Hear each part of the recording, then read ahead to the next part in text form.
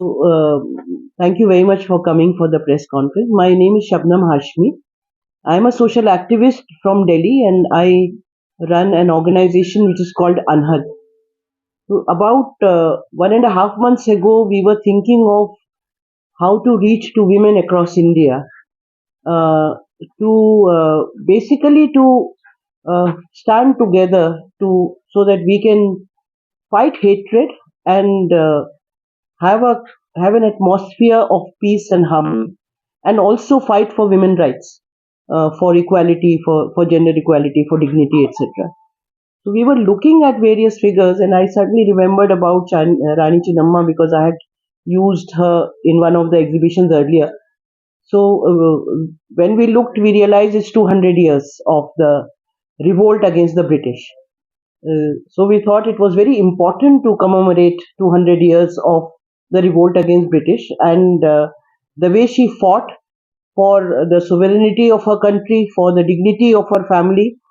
And we thought it will be very interesting to invoke her strength and her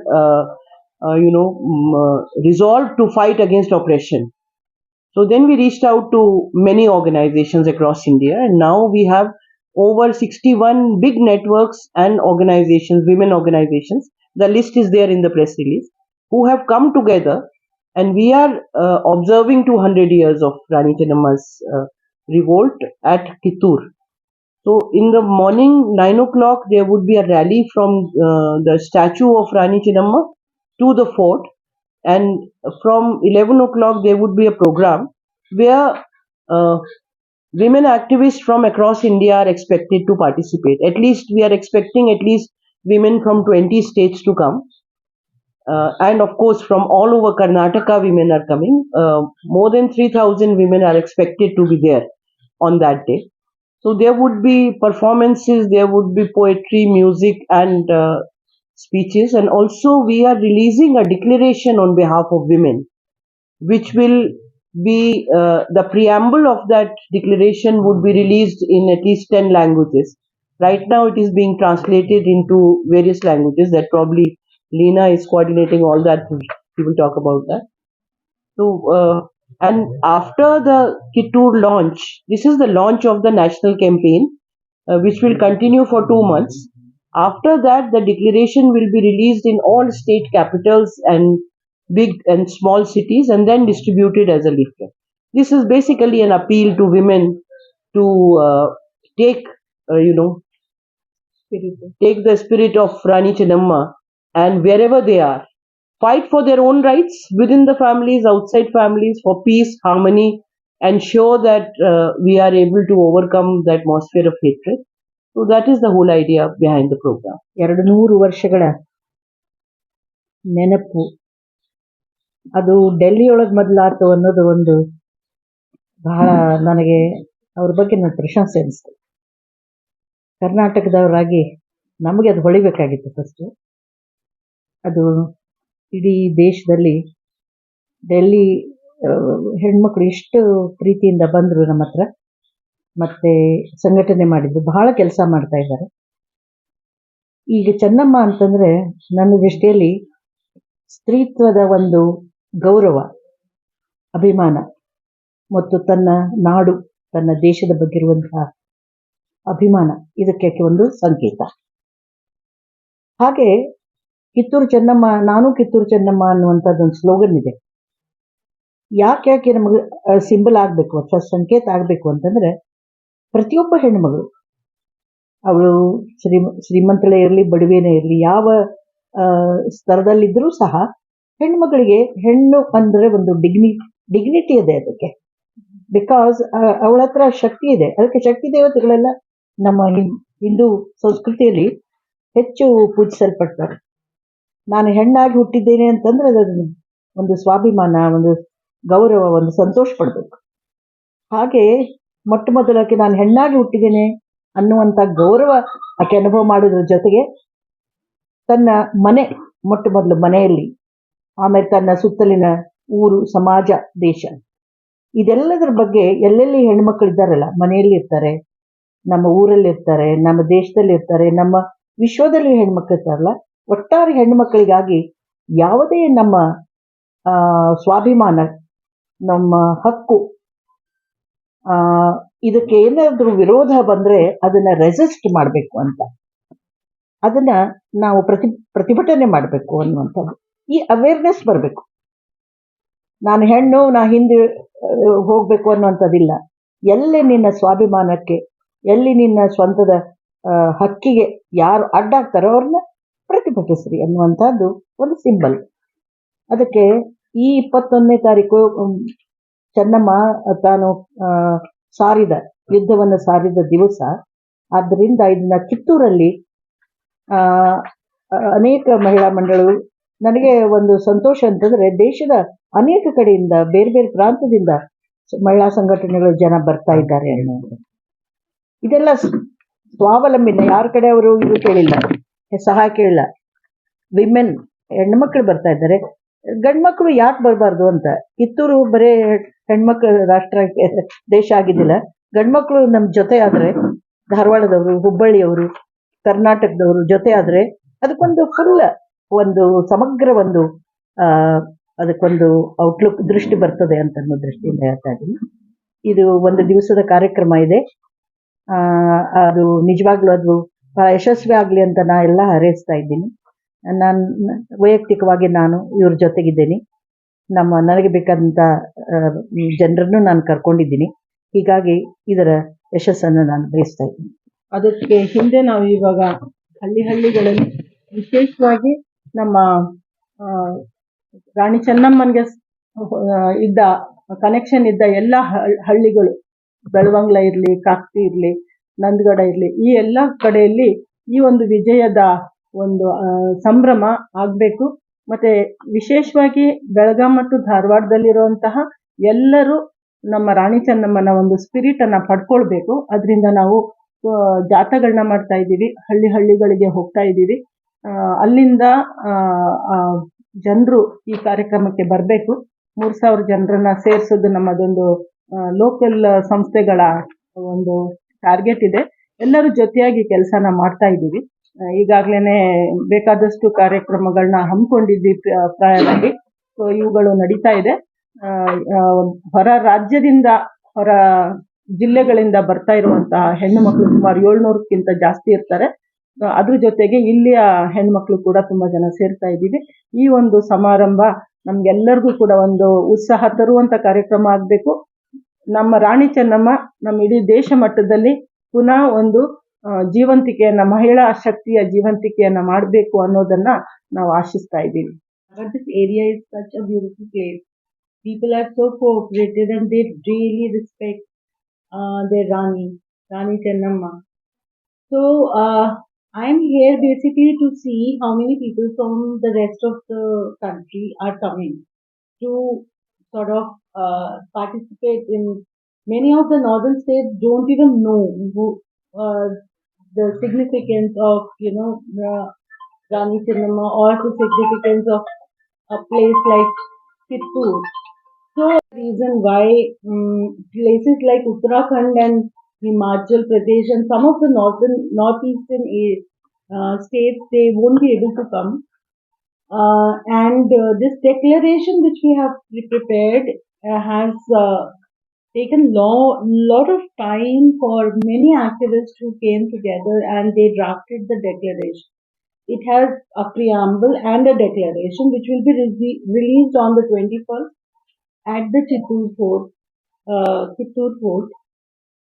So this declaration, we are going to get it translated in as many languages as possible. So it's up till now we have got it Malayalam translation, Tamil translation, Kannada we have already done, Telugu has also come, Marathi, Bangla, Oriya, Hindi, English, Gujarati.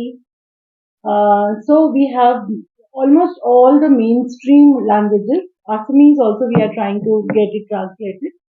So those languages, the declaration will be read out on the 21st of February from the stage in Kittur, and that leaflet will be going back, as Shabnam already told you, that this is going to go back to each district of our country where people are going to read what the significance of Rani Chennamma and her uh, her valor, and also inculcate, take inspiration as women to sort of, we having people from various parts of India. For example, in Gujarat, there'll be a group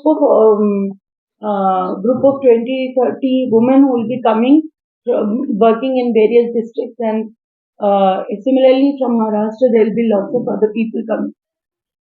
In from Andhra and Telangana also people are coming.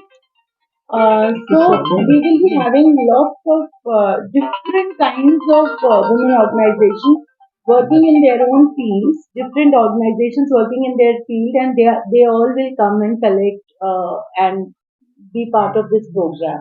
ಈಗಾಗಲೇ ಕಿತ್ತೂರ ಒಂದು ಕಾರ್ಯಕ್ರಮ ಇದೆ ಮತ್ತು ಅಲ್ಲೇನೊಂದು preamble ಇದೆ, ನಮ್ಮ ಸಂವಿಧಾನ declaration ಇಡೀ ದೇಶಕ್ಕೆ ಎಲ್ಲ ಕಡೆಗೆ ಒಯ್ಯುವಂತಹ ಒಂದು ಮಹತ್ವದ ಕೆಲಸವನ್ನ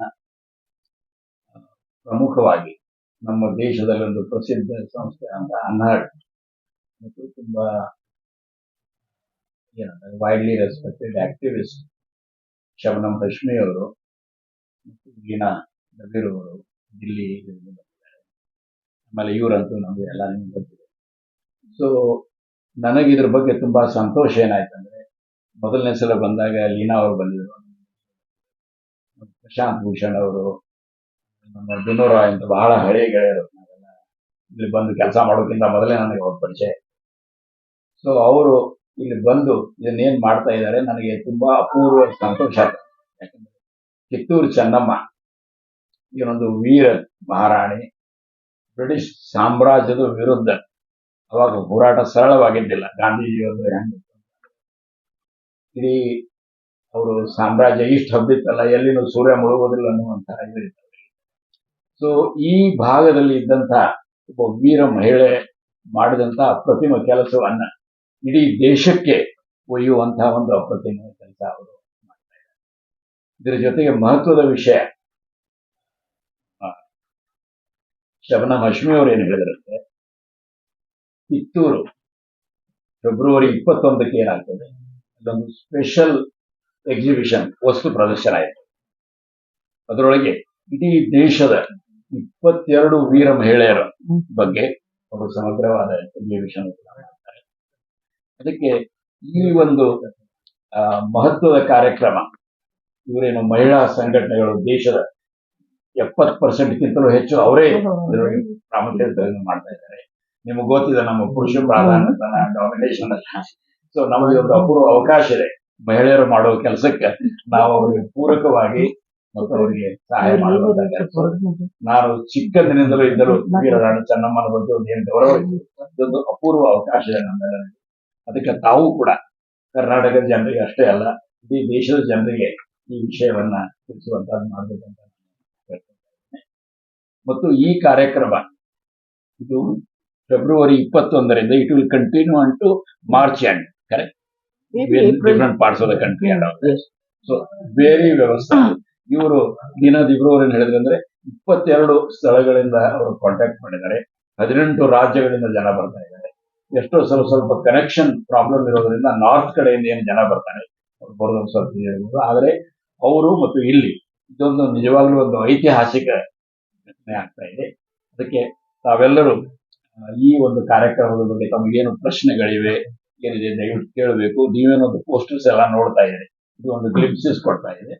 ಅವತ್ತಿನ ಡೆಕ್ಲರೇಷನ್ ಏನದಲ್ಲ, ಅದು ಮಹಿಳೆಯರಿಗೆ ವಿಶೇಷವಾಗಿ ನಮ್ಮ ದೇಶದ ಸಂವಿಧಾನದಲ್ಲಿ ಒಂದೇನು ಸ್ವಾತಂತ್ರ್ಯ, ಸಮಾನತೆ, ಭಾತೃತ್ವ ಮತ್ತು ನ್ಯಾಯ ಏನಿದೆಯಲ್ಲ, ಇದು ವಿಶೇಷವಾಗಿ ಮಹಿಳೆಯರಿಗೆ ಏನು ಅದನ್ನ ಮುಂದಾಗಿಟ್ಕೊಂಡು ಅವರೇನು ಹೋರಾಟ ಮಾಡ್ತಾ ಇದೆ, ಇದು ನಮ್ಮ ನಿಮ್ಮೆಲ್ಲರ ಬೆಂಬಲಕ್ಕೆ ತುಂಬಾ ಸೂಕ್ತವಾಗಿದೆ ಅಂತ ಹೇಳ್ತಾ ಇದ್ದಾರೆ. ಆ ವಿಷಯದೊಳಗೆ ಉಳಿದೆಲ್ಲ ಸಂಘಟನೆಗಳೇನು ಮುಂದೆ ಬಂದಿದ್ದಾರೆ ಅವರು ಕೂಡ ಅಲ್ಲಿರ್ತಾರೆ. ಅದಕ್ಕೆ ತಾವು ಕೌಂಟರ್ ಪಾರ್ಟ್ ಎಲ್ಲ ಕಿತ್ತೂರಿಗೆ ಬರಬೇಕು ಅಂತ. ಯಾವ ಭಾಗದಾಗೂ ಗೊತ್ತಿಲ್ಲ ಕಿತ್ತೂರು ಚೆನ್ನಮ್ಮ. ಶರಣರದ್ದು ಬಸವಣ್ಣ, ಅಲ್ಲಂ ಪ್ರಭು, ಅಕ್ಕ ಮಹಾದೇವಿ ಅವರಂತವ್ರದ್ದು ಏನು ಇನ್ನೂ ಗೊತ್ತಾಗಿದ್ದಲ್ಲ, ಈಗ ಆಗ್ತಾ ಇದೆ. ಹಂಗೆ ಇದೊಂದು ಅನ್ಪ್ರೆಸಿಡೆಂಟೆಡ್, ಅಂದ್ರೆ ನಿಂದಾಗಬಾರ್ದು ಆಗಿರುವಂತಹ ಒಂದು ಅಪರ್ಚುನಿಟಿ ವೀರ ರಾಣಿ ಚೆನ್ನಮ್ಮನ ಬಗ್ಗೆ ಹೇಳಿ ದೇಶಕ್ಕೆ ಹಬ್ಬುವಂತ ಮೇಡಮ್ ಅವರೇ. ಬ್ರಿಟಿಷ್ ಹೋರಾಟಗಾರ್ತಿ ಅಂತ ನಮ್ಮ ಇತಿಹಾಸವನ್ನು ಹೇಳ್ತೀವಿ, ನಾವು ಪಾಠವನ್ನು ಓದಿದ್ವಿ. ಅದು ದುರಂತ ಅಂದ್ರೆ 1824ರೊಳಗೆ ಬ್ರಿಟಿಷರ ವಿರುದ್ಧ ಹೋರಾಡಿದ ಮೊಟ್ಟ ಮೊದಲ ಮಹಿಳೆ. ಇದು ಈ ಭಾರತದ ಇತಿಹಾಸದೊಳಗೆ ಅದು ದಾಖಲೆ ಆಗಲೇ ಇಲ್ಲ. ಇದು ಆಗ್ಬೇಕಾಗಿದೆ. ಅದು ಇದರ ಆಶಯ ಸಹಿತ ಇದು ಒಂದು ನಮಗೆ ಈ ಉತ್ತರ ಕರ್ನಾಟಕದೊಳಗೆ, ಅದು ಕರ್ನಾಟಕದ ಒಬ್ಬ ಮಹಿಳೆ ಈ ಮೊದಲ ಸ್ವಾತಂತ್ರ್ಯ ಹೋರಾಟಗಾರ್ತಿ ಅನ್ನುವಂಥದ್ದು ಅಥವಾ ಬ್ರಿಟಿಷರ ಮೊದಲ ವಿರುದ್ಧ ಧ್ವನಿ ಎತ್ತಿದಂತ ಮಹಿಳೆ ಅನ್ನೋದ್ರ ಬಗ್ಗೆ ಇತಿಹಾಸದೊಳಗೆ ಅದು ಸೇರ್ಬೇಕಾಗಿದೆ. ಅದಕ್ಕೆ ನಾವೆಲ್ಲರೂ ಝಾನ್ಸಿ ಅಂತ ಹೇಳುವುದನ್ನ ಬಿಟ್ಟು ಮೊದಲಿಗೆ ರಾಣಿ ಚೆನ್ನಮ್ಮ ಅನ್ನುವಂಥದ್ದು ಆಗ್ಬೇಕಾಗಿದೆ ಅಂತ ನಮ್ಮ ಒತ್ತಾಸೆನೂ ಇದೆ. The British either from 1928, 1958 and 18, the first war of independence, or who contributed in the freedom struggle and were with Gandhi, or then they contributed towards the Constitution of India. So there are many people from the North India who are in the list. That is, but it is not, of course, at that scale. Just an example. We are actually, there are 60 organizations put together. All of us together, we have our presence in 500 districts. See, there are 800 districts in India, 860 or something. In 500 districts, our presence is there. All the organizations together. NFIW is present in 300 districts. AIDMUM is present in 50 districts.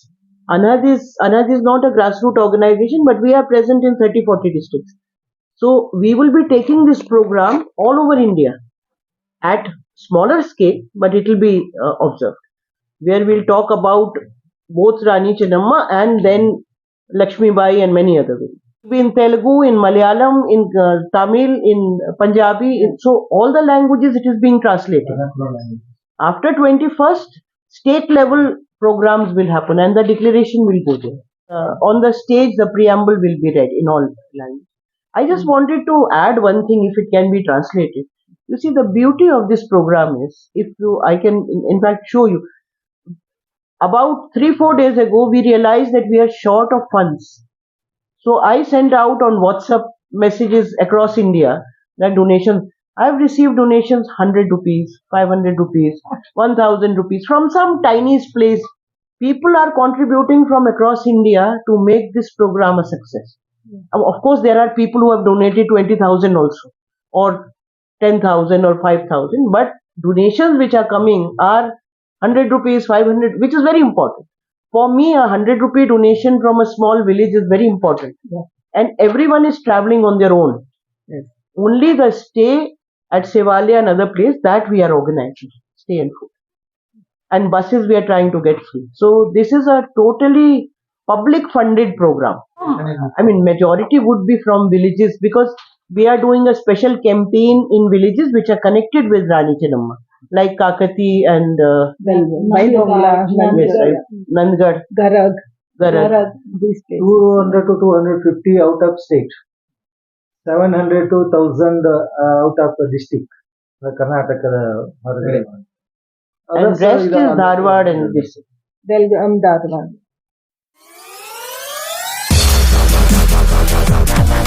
Dharwad Lawn Function Hall, perfect selection for a lifetime relation. Dharwad Lawn Hall, good and beautiful hall. Let's celebrate your parties and events. Dharwad Lawn Hall, modern icon and luxurious venue, wedding events, engagement ceremony, birthday parties, school and college events or other events. Enjoyable atmosphere with high-tech security, parking available, memorable. Most visit Dharwad Lawn Hall, near Patrapajja Mata, Yadwad Road, Dharwad. Contact 944-8359-741, 988-6391-733. ಗ್ರಾಹಕರೇ, second hand ವಾಹನ ಬೇಕಾ? Car ಮತ್ತು bike ಬೇಕಾದರೆ national auto ಕನ್ಸಲ್ಟೆಂಟ್ಗೆ ಭೇಟಿ ನೀಡಿ. National auto consultant 20 ವರ್ಷಗಳಿಂದಲೂ ಗ್ರಾಹಕರಿಗೆ ಉತ್ತಮವಾದ ವಾಹನವನ್ನ ನೀಡುತ್ತಾ ಯಶಸ್ವಿ ಹಾದಿಯಲ್ಲಿ ಸಾಗಿದೆ. ಇಲ್ಲಿ ಎಲ್ಲ ತರಹದ ಸೆಕೆಂಡ್ ಹ್ಯಾಂಡ್ ಬೈಕ್ ಮತ್ತು ಕಾರುಗಳು ಸಿಗುತ್ತದೆ.